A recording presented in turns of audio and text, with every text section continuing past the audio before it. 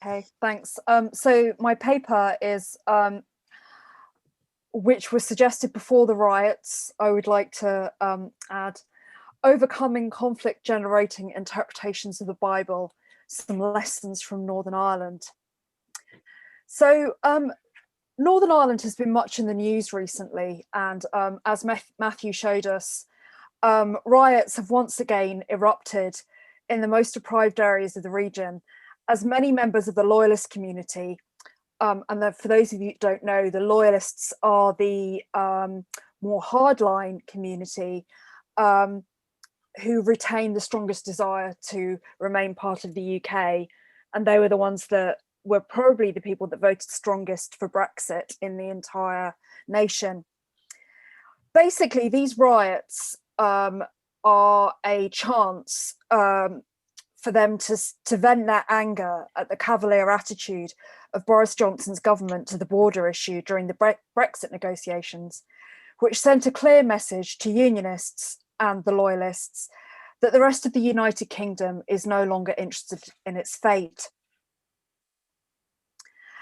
So it actually feels slightly strange offering lessons to people from a place that so many of its inhabitants feel as if it's a failed state.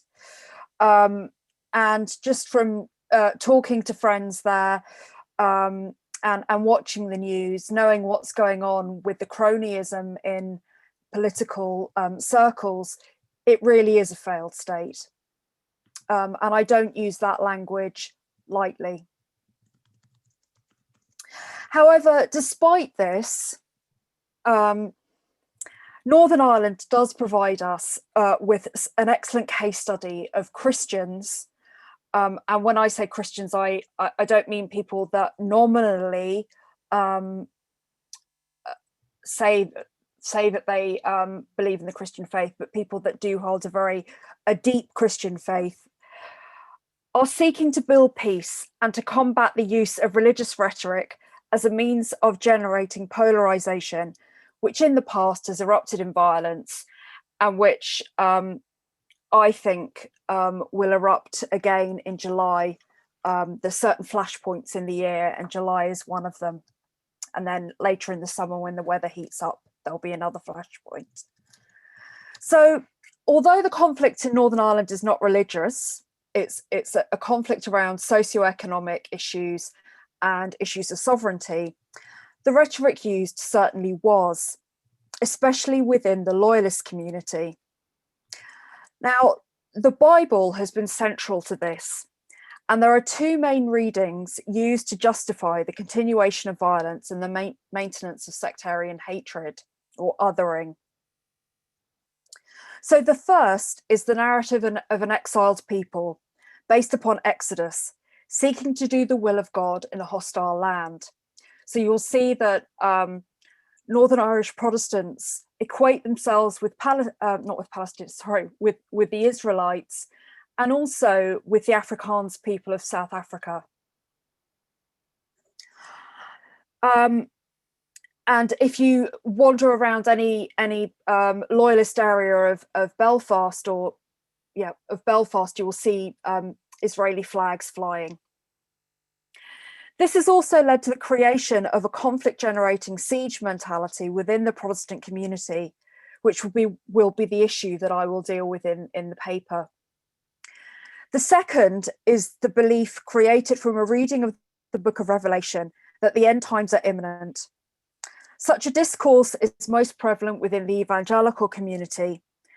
So the physical violence in Northern Ireland, the growth of ecumenism, and people on the more fundamentalist wing of Protestantism do still refer to Catholic churches as synagogues of Satan. And the growing middle class confidence within the Catholic community in Northern Ireland are all signs of a looming apocalypse from which the chosen few will be saved. You know, there's a reason that the Rapture novels are bestsellers in Northern Ireland. The result of this is an identification of God with nation, of God with Ulster, and a politicisation of belief, particularly within the evangelical community. Now, so why is the evangelical community in Northern Ireland so important? There's two reasons which have been shown very compellingly by the work of Gladys Ganiol. First, they themselves constitute around 25% of the Protestant population, of the whole population in Northern Ireland. But secondly, the influence, and their theological influence in particular, reaches far beyond the boundaries or borders of evangelicalism themselves. And you can really see their influence on the kind of mainstream Anglican Church and mainstream Presbyterianism. Thus, any of the Irenic messages contained within the Bible during the conflict, and I would say even now, are overlooked in favour of interpretations that encourage the development and maintenance of boundaries, i.e. keeping Protestants and Catholics separate, and processes of othering. Such ideas were challenged by a myriad of organisations in Northern Ireland, but one in particular, the Evangelical Contribution in Northern Ireland, or ECONI, which now is the Centre for Contemporary Christianity in Northern Ireland, stands out as one which sought to speak to evangelicalism from within and which aimed, quote, to address our fellow evangelicals in order to encourage a continuing process of relating the Bible to our confused situation, end quote. So this paper is going to examine the work of ECONI, showing that in order to prevent biblical texts from being used to stir up hatred and animosity, someone has to take the step of acting in a countercultural manner and engage in the self-criticism needed, i.e. identifying why this is wrong before seeking to create more positive attitudes to peace building and relationships with the other by deploying a different reading of the Bible. I'll just say that these people, I admire them greatly, and I hope that comes across, actually put themselves in physical danger by doing this. There were instances of faith-based peace builders being killed in Northern Ireland during the Troubles. So these people were engaging in something very courageous. And I think there's a great deal that we can learn now. So firstly, I just briefly want to talk about my methodology and positionality. So the material presented in this paper is based upon a series of interviews with this group of Northern Irish evangelicals. And they were a group of people who made an active decision to recognise the potential for peacemaking within their own religious tradition and act counterculturally to present this message in the public square. In doing so, they produced a series of publications, which in addition to the interviews, I also analysed, and the contents of which form the basis of my conclusions. I'd also like to take a moment to address my positionality. I approach this material as a Catholic ethicist who specialises in the ethics of peace building and whose research seeks to use the teachings of the gospel to overcome the structural violence that I believe is the root cause of the problem in Northern Ireland. I'm also a committed ecumenist and have worked in this area. I came across ECONI first whilst researching for my PhD on faith building, but have returned to their work with fresh eyes as a result of the engagements I've made through my involvement with the CSBV. So I'm going to do two things. Firstly, I'm briefly going to show you how they engaged in internal reflection and self-criticism.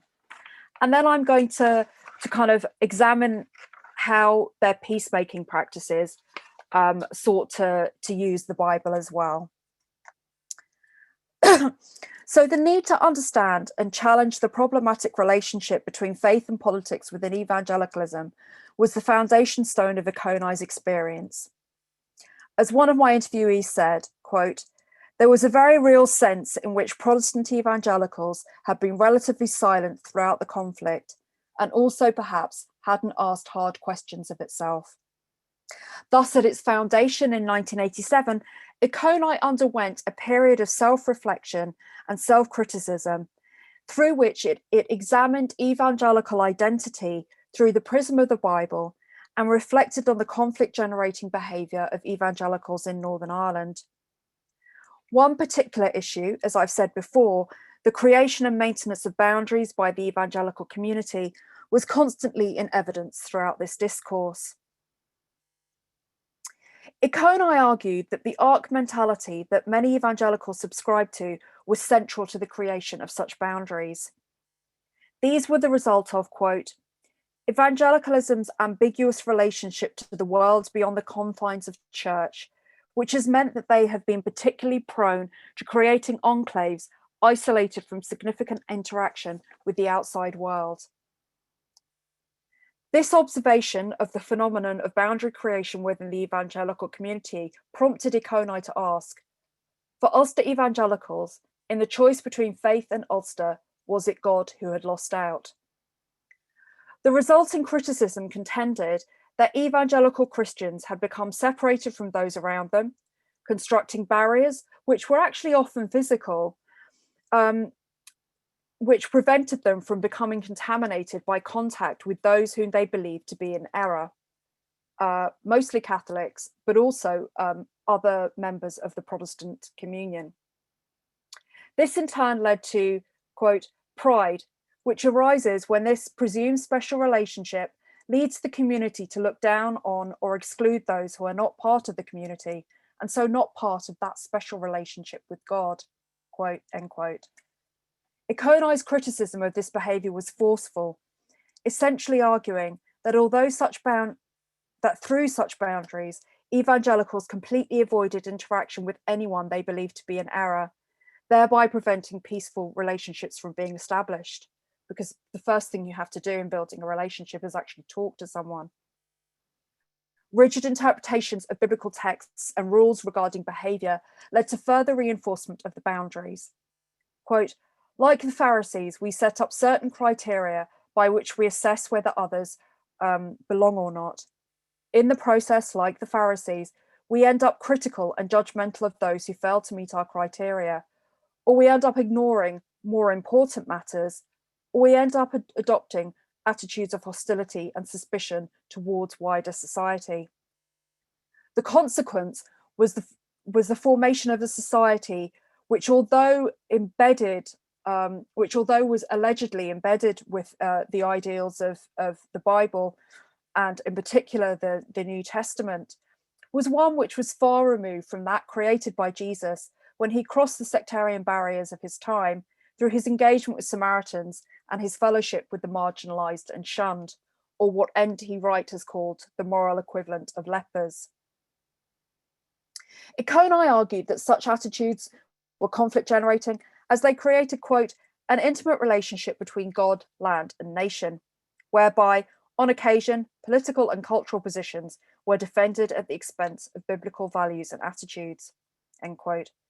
Subsequently, boundaries manifested themselves through complacency and rigidity regarding the situation, both politically and socially, and a refusal, importantly, to contemplate the role played by individuals in its perpetuation. As a result, the identification of Christianity with a particular political outlook by both sides of the community has resulted in a serious loss of spiritual impact on the part of Christian believers. Instead of Christians being able to comment freely on the political order and to offer biblical insights, we often reflect the divisions in our society. As a result, we become part of the disease and are therefore unable to become part of the cure. Once again, boundaries were at the heart of this discourse.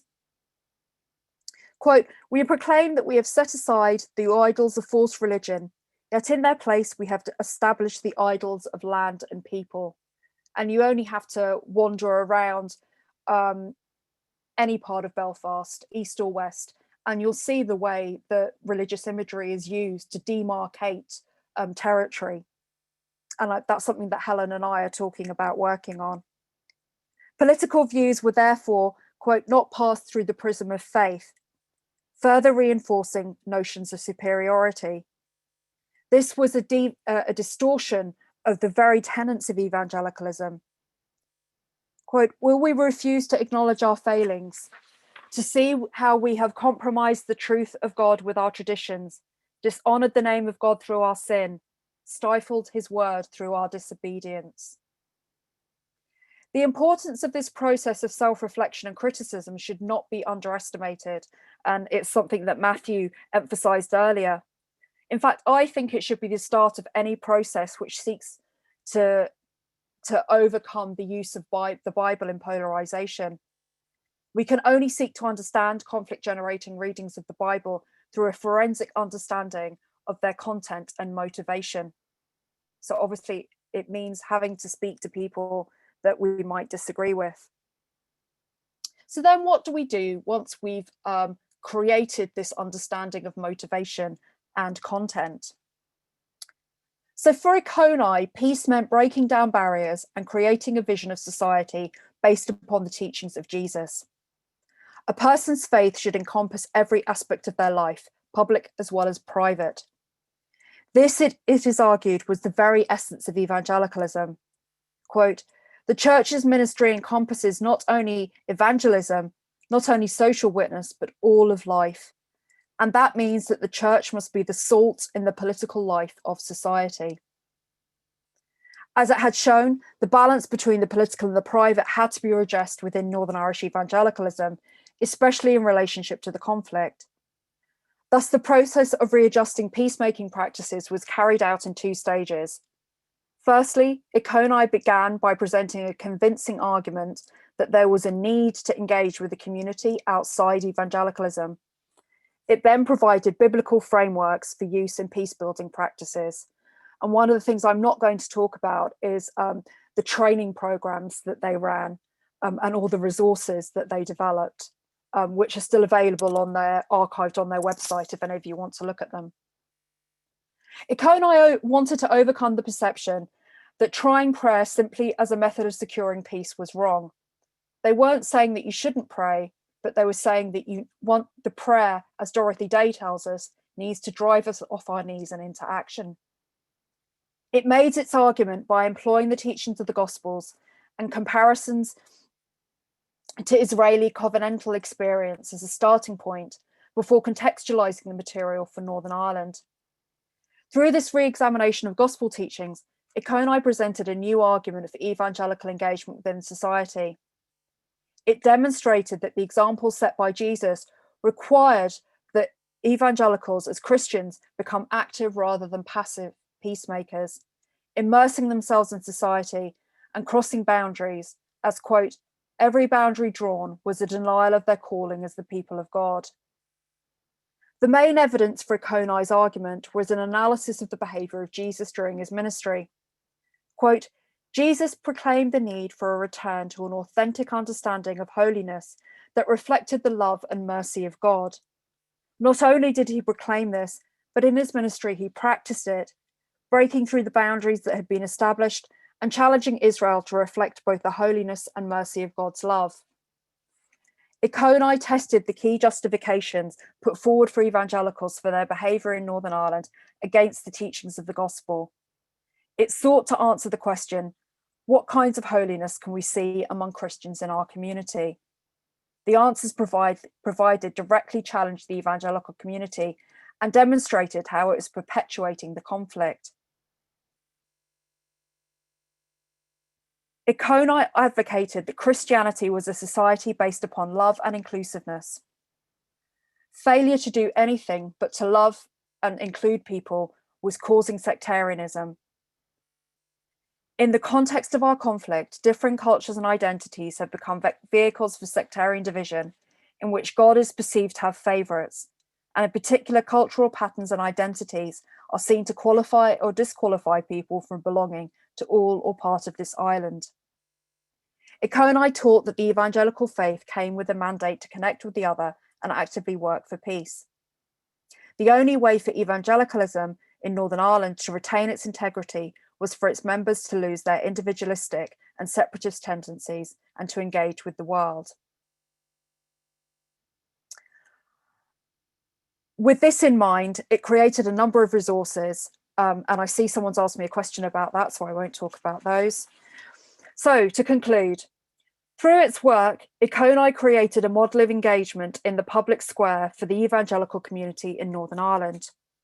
Its research officer summed up the premise behind its work as follows. It was about encouraging people to think about what it means to say that the Bible is authority in a society in conflict, what it means to think about the relationship of their Christian faith and their unionist identity, what contribution the churches have played, for better or for worse, in shaping the wider Protestant community, and what kinds of things Christians should be doing to constructively engage with community conflict. This approach was the key to Econi's achievement, as it clearly understood that the way to encourage evangelicals to engage in peace building and reconciliation was to actually provide them with considered approaches to the issues involved, based upon the central focus of their faith, the Bible. They didn't harangue them. They actually approached them with love as well. That's another point I just thought of.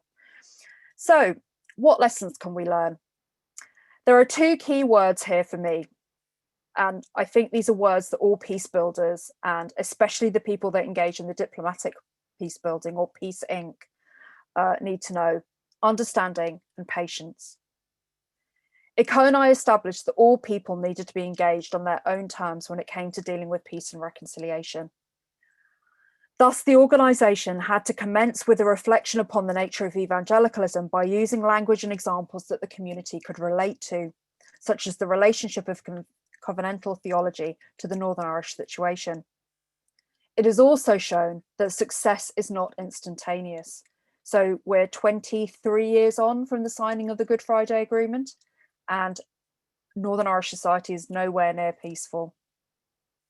The kinds of boundaries in place in Northern Ireland took years to build, and we're celebrating the 100th anniversary of the founding of the state this month, I think, but will take even longer to dismantle. So patience is required. Furthermore, answers can only come from within the communities who are displaying the conflict generating behaviour.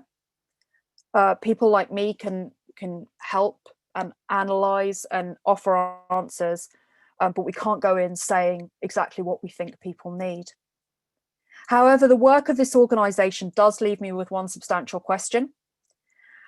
When we're seeking to engage with those who wish to polarize society, do we deal with the most moderate people, those that we perceive as the most moderate people first, and seek to work out? Or do we start with those on the margins and work inwards? Thank you very much for listening. Thank you. I'm back. My internet went out. Oh wow, this was great. We're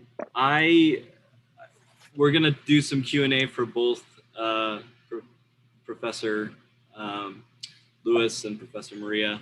And so the first question for Maria, I'm interested in that last thing you had to say about it, as far as a strategy of working from the middle out versus the margins in. That's very fascinating to me. I'm curious if you could comment, say a little bit more about that. Okay, one of the things that I've been thinking about recently is this notion of getting to the grassroots. And I think that as Christians, or people of faith, we're perfectly placed to do that, because we have organizations in place through different church structures. But one of the things that the kind of elite peace building processes has taught me is that you do actually need to talk to everyone. But what I'm trying to work out, and I've been wrestling in conversation with more real. I'm very much an idealist in terms of my perception of peace building. With more realist colleagues, is that they say that it's only when you get the people in the centre on board can you actually start to talk to people at the margins. Whereas I think that the people on the margins are the ones suffering the most pain and who are suffering the most, and that our vocation, or my vocation as a Christian ethicist, is to reach out to those who are suffering the most. And so I therefore argue that we need to talk to people on the margins, because they are the ones kind of howling out with the cries of pain, and they are the ones that are in effect being used and manipulated by these people who are I was going to say an Irish swear word there, but I won't. Who are That's unfortunate. pardon? I won't. Keep going. I'll reuse the word, manipulating the Bible, and manipulating the fears of these people to their own ends. So it's something that I'm wrestling with, and if anybody else has any answers, I would love to hear them, or I would love to enter into dialogue with people about it. I really, really would.